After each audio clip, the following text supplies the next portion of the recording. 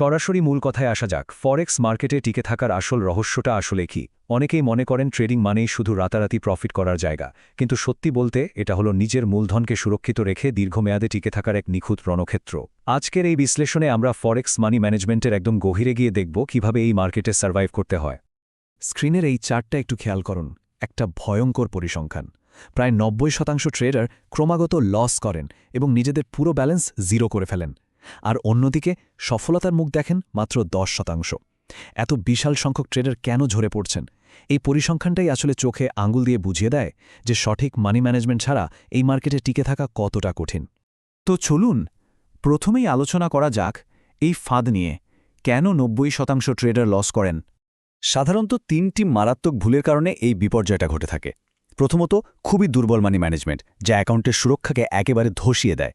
দ্বিতীয় কারণটা হলো ওভার ট্রেডিং, মানে কোনো লজিক ছাড়াই বারবার ট্রেড নেওয়ার প্রবণতা। আর তৃতীয়ত, ইমোশনাল বা আবেগের বশবর্তী হয়ে ট্রেডিংয়ের সিদ্ধান্ত নেওয়া। এই 3টি ভুল মিলে এমন একটা ভয়ঙ্কর ফাঁদ তৈরি করে যা একজন ট্রেডারকে একদম অনিয়ন্ত্রিতভাবে লসের দিকে টেনে নিয়ে যায়। আর এর ফলে তৈরি হয় রেড লস এফেক্ট। প্যানিক আর কোনো স্ট্রাকচার না থাকার কারণে যখন অ্যাকাউন্টের ব্যালেন্স জাস্ট রকেটের গতিতে কমতে থাকে, তখন এই এফেক্ট দেখা যায়। আবেগের বশে নেওয়া ভুল সিদ্ধান্তগুলো চক্রবৃদ্ধি হারে বাড়তে থাকে।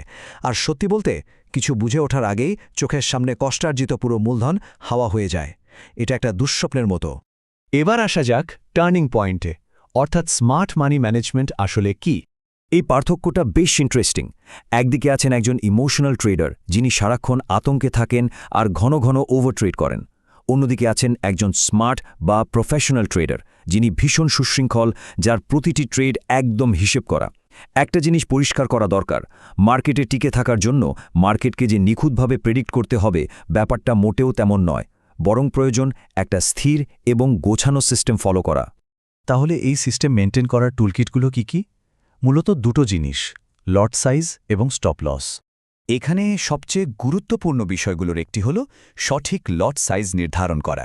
সোজা কথায়, এটা হলো ট্রেডের একটি সুনির্দিষ্ট ভলিউম। এর মূল উদ্দেশ্য কিন্তু বিশাল লাভের পেছনে ছোটা নয়, বরং সর্বপ্রথম নিজের অ্যাকাউন্টের সেফটি বা নিরাপত্তা নিশ্চিত করা। পজিশনের সঠিক আকার ক্যালকুলেট করাই হল অ্যাকাউন্ট জিরো হওয়া থেকে বাঁচানোর প্রথম এবং প্রধান ঢাল। আর এরপরই আসে ট্রেডিংয়ের লাইফ সেভার স্টপ লস। এটি একটি অত্যন্ত কড়া, ইমোশনলেস এবং অটোমেটেড এক্সিট পয়েন্ট। এর একমাত্র কাজই হল লসের মাত্রাকে একটা নির্দিষ্ট জায়গায় আটকে রাখা। মনে রাখা জরুরি, স্টপ লস কোনো অপশনাল ব্যাপার নয়, এটি একটি ম্যান্ডেটরি ডিসিপ্লিন। এটি নিশ্চিত করে যে কোনো একটা ভুল ট্রেড যেন গত কয়েক সপ্তাহের সব কষ্টার্জিত প্রফিট এক নিমিষে ধ্বংস করে দিতে না পারে। এবার আমরা দেখব টিকে থাকার আসল গণিতটা, রিস্ক রিওয়ার্ড রেশিও 1:2। এই ভিজুয়ালটা চমৎকারভাবে পুরো কনসেপ্টটাকে তুলে ধরছে।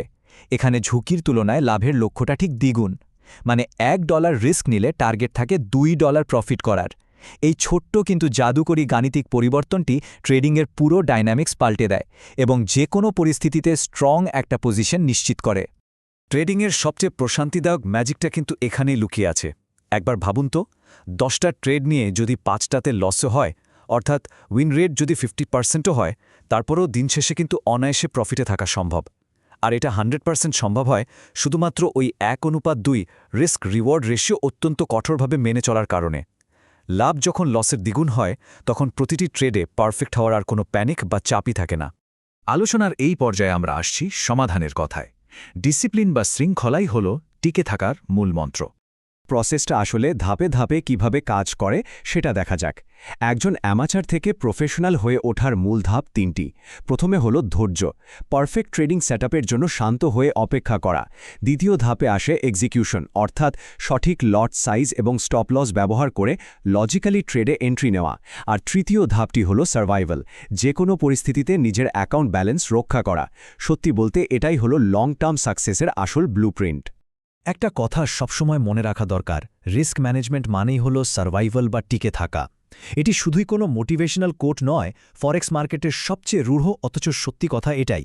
রিস্ক ম্যানেজমেন্ট যদি সলিড হয়, মার্কেট কন্ডিশন যতই খারাপ বা অপ্রত্যাশিত হোক না কেন, দীর্ঘমেয়াদে টিকে থাকাটা একদম নিশ্চিত হয়ে যায়। আজকের এই বিশ্লেষণের শেষে একটা গভীর প্রশ্ন রেখে যেতে চাই।